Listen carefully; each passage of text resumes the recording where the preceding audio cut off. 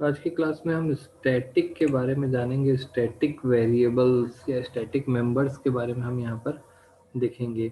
आपको जैसे पहले भी बताया गया है कि प्रोग्राम के लोडिंग के समय ही स्टैटिक जो मेंबर्स होते हैं वो लोड के समय ही वो एग्जीक्यूशन में आ जाते हैं। तो स्टैटिक वेरिएबल्स की मेमोरी जो है वो एग्जीक्यूशन से पहले ही अलॉट कर दी जाती है। कुछ इस तरीके से समझना होगा हमें। तो इसमें स्टैटिक मेमोरी कैसे अलॉट होती है वो भी देख लेते हैं। बिल्कुल इसको प्रोसीजर थोड़ा सा समझना पड़ता है। जैसे मान लीजिए मैंने क्लास बनाई है, तो क्लास का डिज़ाइन इस तरीके से बनता है। मान लीजिए क्लास मेरी ए है और इस ए के अंदर मान लेते हैं एक्स वाई एंड जेड तीन वेरिएबल है। तो क्लास ए के अंदर तीन मेमोरी स्पेस क्रिएट हुए हैं। मैंने ऐसा डिज़ाइन तैयार किया है। जैसे ही मैं इसका तीन ऑब्जेक्ट बनाऊंगा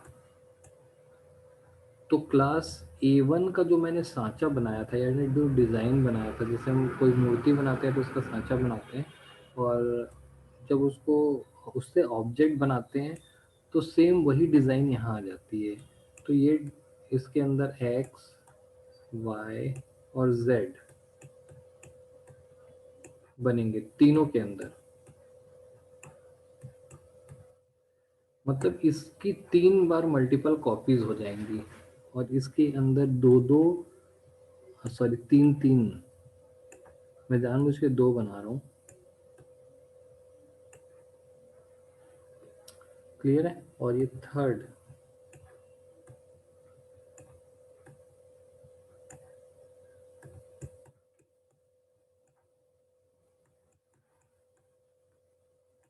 y एंड z। ठीक है। तो इस तरीके से आप देख पा रहे होंगे कि जब किसी क्लास का ऑब्जेक्ट बनाया जाता है तो सेम क्लास में जितने भी मेंबर्स होते हैं, जितने भी वेरिएबल्स होते हैं, सभी के की कॉपी तैयार होती है। यानी अगर मैं क्लास में एक बार x बनाया हूँ और उसके तीन ऑब्जेक्ट बनाऊंगा तो x की तीन कॉपी तैयार होगी। यानी x नाम से तीन वेरिएबल क्रिएट होंगे और तीनों अलग अलग के अंदर होंगे। एक A1 के अंदर होगा, एक A2 के अंदर होगा और एक A3 के अंदर होगा। तो A3 के अंदर जो x है उसको हम बोलेंगे A3 डॉट एक्स। A2 के अंदर जो x होगा उसको बोलेंगे A2 डॉट एक्स, और A1 के अंदर जो होगा उसको बोलेंगे। यानी कि अगर ये नॉन स्टैटिक मेथड्स हैं, नॉन स्टैटिक मेंबर्स हैं, तो इनका तीन बार ऑब्जेक्ट बनाते तीनों की मल्टीपल कॉपीज बनेगी, तीन अलग अलग मेमोरी क्रिएट होगी। हालांकि तीनों का नाम x है, एक का नाम A1 डॉट एक्स है, एक का नाम A2 डॉट एक्स है और एक का नाम A3 डॉट एक्स है, लेकिन तीनों का नाम x है। इसमें वैल्यूज अलग अलग हो सकती है। इसमें वैल्यू हो सकती है 2, इसमें हो सकती है 3, इसमें हो सकती है 4। लेकिन क्या होगा अगर मैं z को स्टैटिक बना देता हूँ? स्टैटिक बनाते ही ये प्रोग्राम जब लोड हो रहा होगा तो एक बार z नाम का मेमोरी एलोकेट हो जाएगा और एक बार इसमें वैल्यू आ जाएगी 10 या जो भी वैल्यू आ जाएगी। अब z जो है वो यहाँ पर एलोकेट हो चुका है। जब मैं a का ऑब्जेक्ट बनाता हूँ तीन बार तो z नहीं बनेगा। z तो लोडिंग के समय ही बन चुका है क्योंकि वो स्टैटिक है। तो x और y की तीन तीन कॉपियां बनेंगी, जबकि z की सिर्फ एक ही कॉपी बनेगी और तीनों के बीच में शेयर होगा। ये शेयर होने का मतलब है कि अगर क्लास A1 ने इसमें 11 किया है तो A2 में 11 दिखाई देगा, A3 में 11 दिखाई देगा, रिफ्लेक्ट होगी वैल्यू। यानी इन तीनों में से अगर कोई भी एक क्लास इसकी वैल्यू को चेंज करती है तो वो रिफ्लेक्शन सभी में आएगा, यानी कि ये शेयर हो रहे हैं। ये सेम उसी उसी तरीके से है जैसे तीन फ्रेंड हैं और वो एक ही गाड़ी को शेयर करते हैं। तो क्लास A1 वाला जो फ्रेंड है अगर गाड़ी में पेट्रोल डला देता है तो A2 को दोबारा पेट्रोल डालने की जरूरत नहीं है, वो उसी पेट्रोल को चला सकता है। जो A2 डलाएगा तो A3 और A1 उसको चला सकते हैं। मतलब पेट्रोल कोई भी डलाए तीनों के लिए वो इफेक्ट करेगा, शेयर करेगा। जबकि ये x की वैल्यू अगर मैं कुछ भी लिखता हूँ तो a1 डॉट एक्स की वैल्यू हमेशा a2 डॉट एक्स की वैल्यू से इंडिपेंडेंट होगी, इन दोनों के बीच में कोई रिलेशनशिप नहीं होगा। जबकि ये z की वैल्यू जो है वो तीनों के बीच में शेयर होगी और इसका रिफ्लेक्शन तीनों जगह दिखाई देगा, क्योंकि ये स्टैटिक है, ये लोड होते समय ही मिल गया। यानी कॉलेज में जैसे आप आ रहे हैं तो 3 स्टूडेंट ने एडमिशन लिया, कॉलेज में एंटर करते ही तीनों को एक लैपटॉप दे दिया गया, वो तीनों उसी लैपटॉप को शेयर कर रहे हैं। उसके बाद कॉलेज में आने के बाद, एडमिशन लेने के बाद, वो अपना अपनी अलग अलग कॉपियां मेंटेन कर रहे हैं तीनों फ्रेंड। पहला फ्रेंड पहले पेज में कुछ लिख रहा है, दूसरा फ्रेंड कुछ लिख रहा है, तीसरा फ्रेंड कुछ लिख रहा है। लेकिन लैपटॉप में अगर पहला फ्रेंड जो है वॉलपेपर चेंज कर देगा तो यही वॉलपेपर दोनों को भी दिखाई देगा, क्योंकि एक ही लैपटॉप दोनों शेयर कर रहे हैं। क्लियर है? तो आइए इसको कोड से हम देखते हैं कि कैसे ये वर्क करेगा। मैं यहाँ पर स्टैटिक के बारे में हम यहाँ पर कोड कर रहे हैं। मैं एक क्लास बनाता हूँ जिसका नाम रखते हैं ए, और इसके अंदर मैं नॉर्मल जो अभी आपको एग्जांपल बताया उसी को लिख देते हैं। मैं यहाँ पर लिखा int x, int y, z, और जेड को मैं बनाऊंगा स्टैटिक। अब आपको यहाँ पर देखना है कि अगर मैं ए के ऑब्जेक्ट बनाता हूँ, a1 इक्वल टू न्यू ए, ये पहला ऑब्जेक्ट बना मेरा। ऐसा ही मैं यहाँ पर a1 a2 एंड a3 तीन ऑब्जेक्ट मैंने बनाया। यानी a1 के अंदर x y और z आएगा। तो इसके अंदर मैं वैल्यू दे देता हूँ 10, इसके अंदर वैल्यू दे देता हूँ 20, और इसके अंदर वैल्यू दे देता हूँ मैं 100। तो फर्स्ट टाइम पर जब a1 बनेगा तो इसके अंदर x और y की वैल्यू 10 20 रहेगी और इसकी वैल्यू 100 रहेगी। आपको देखना है यहाँ पर है कि मैं a1 बनाया और यहाँ लिखा a1 डॉट, मैंने इसकी वैल्यू को चेंज कर दिया, a1 dot x equal to, मान लेते हैं हम यहाँ पर 5 के रेंज में ले लेते हैं 5, a1 dot Y equal to 15, और a1 dot z equal to मैंने ले लिया 105। तो जब मैंने a1 की वैल्यू चेंज की है, ठीक है, सेम वैसे ही मैं a2 की वैल्यू भी चेंज कर देता हूँ।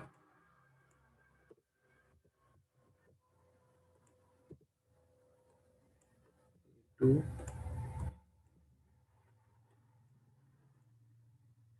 यहाँ पर मैंने a2 की वैल्यू कर दी 50, 60, और यहाँ पर मैंने कर दिया 150।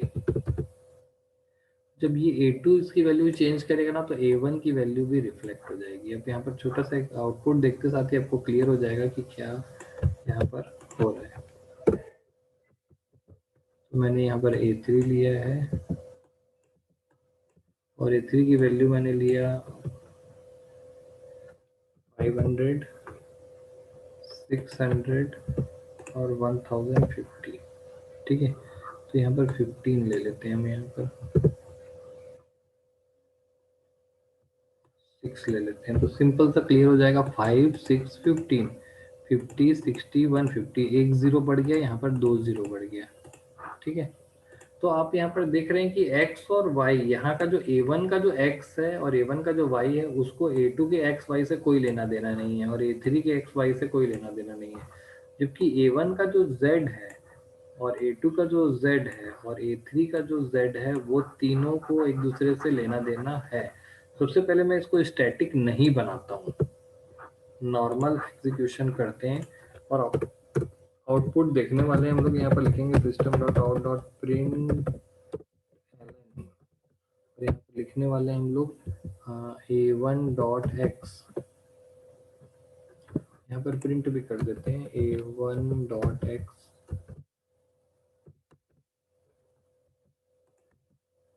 क्लियर है, और इसको कॉन्केट कर देते हैं। इसी तरीके से हम a1 का x, a1 का y और a1 की z को प्रिंट कर देंगे। ये a1 हो गया, a1 डॉट y और a1 डॉट z, ये होगा y और ये होगा z।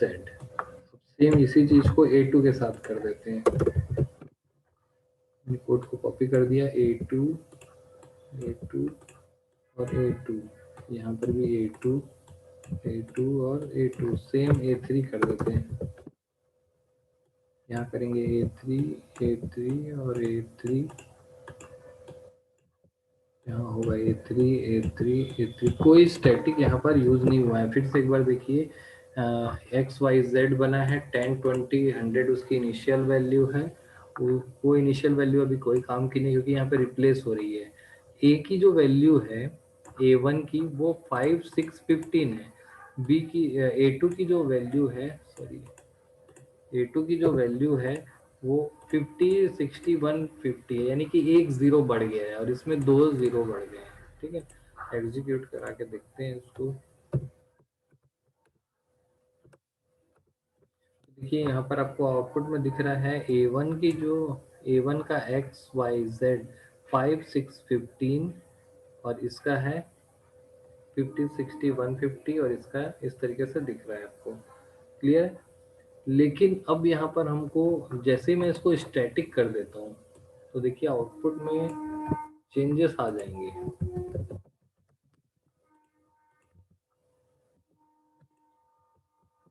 ठीक है, यहाँ पर z की जो वैल्यू होगी, z की वैल्यू अगर यहाँ पर ये 15 हुआ है तो यहाँ यहाँ सब जगह 15 हो जाएगा। फिर यहाँ पर 150 हुआ है तो सब जगह 150 हो जाएगा। ठीक है, तो लास्ट वाला जो अपडेशन होगा ये 1500, ये इफेक्ट सबके तरफ रिफ्लेक्ट करेगा। आप आउटपुट भी देखेंगे तो क्लियर हो जाने का है। अब आप यहाँ देखिए, कंपेयर कर सकते हैं कि 5 6 15 5 6 1500 आ रहा है, 50 60 1500 आ रहा है, फिर 500 600 और 1500 आ रहा है।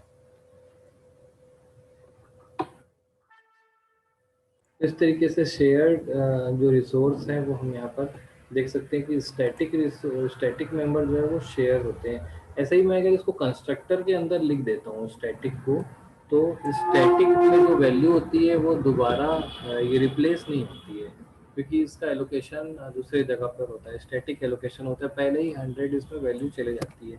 तो मैं इसको जीरो से इनिशलाइज कर देता हूँ। जैसे मैं यहाँ पर आई को बनाया हूँ स्टैटिक, और यहाँ पर मैं एक कंस्ट्रक्टर लिख देता हूँ। और कंस्ट्रक्टर में मैं कुछ कोड नहीं लिखता, सीधा लिखता हूँ आई प्लस प्लस।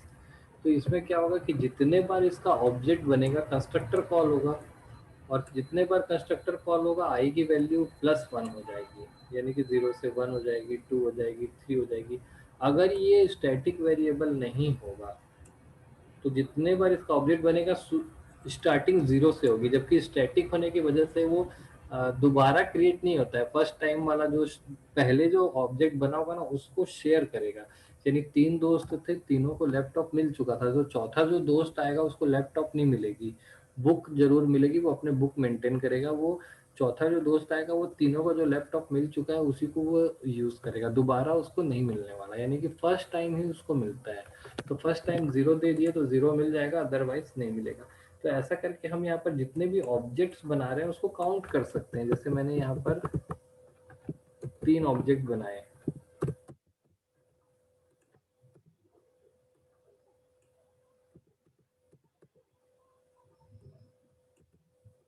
ठीक है, यहाँ पर देखिए 3 ऑब्जेक्ट बना है और मैं कंस्ट्रक्टर में बकायदा लिख सकता हूँ कोड यहाँ पर कि सिस्टम आउट डॉट प्रिंट, और यहाँ पर लिख सकते हैं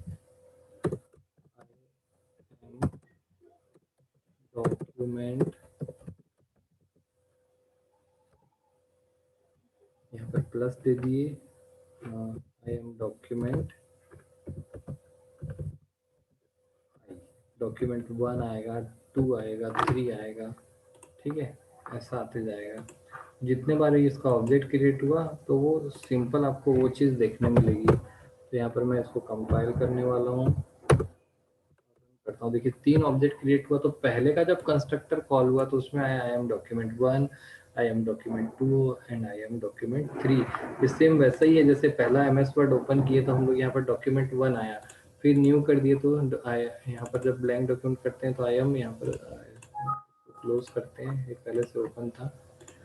पहली बार MS वर्ड खोलने से यहाँ पर आया आई एम डॉक्यूमेंट 1, देन आया डॉक्यूमेंट 2, देन फिर से जब इसको न्यू करेंगे तो डॉक्यूमेंट 3। तो इस तरीके से आप देख पा रहे हैं कि जो डॉक्यूमेंट्स है आपको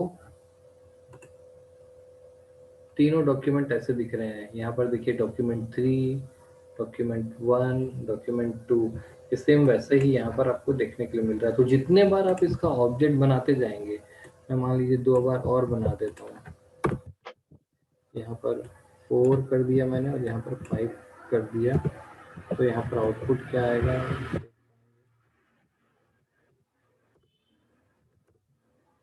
ये देखिए सेम उसी तरीके से जैसे यहाँ पर मैंने ऑब्जेक्ट बनाया, कमांड 1 आ गया, कमांड 2 आ गया, कमांड 3 आ गया, कमांड 4 आ गया, फिर 2 को मैं डिलीट कर देता हूँ। तो देखिए यहाँ पर फिर कमांड 2 आ जाएगा, 1 को मैं डिलीट कर दिया। उसको पता चल रहा है कि क्या बन रहा है, क्या डिलीट हो रहा है, जबकि ये सब एक दूसरे से इंडिपेंडेंट है। क्लियर है? तो इस तरीके से हमने स्टैटिक के बारे में जाना।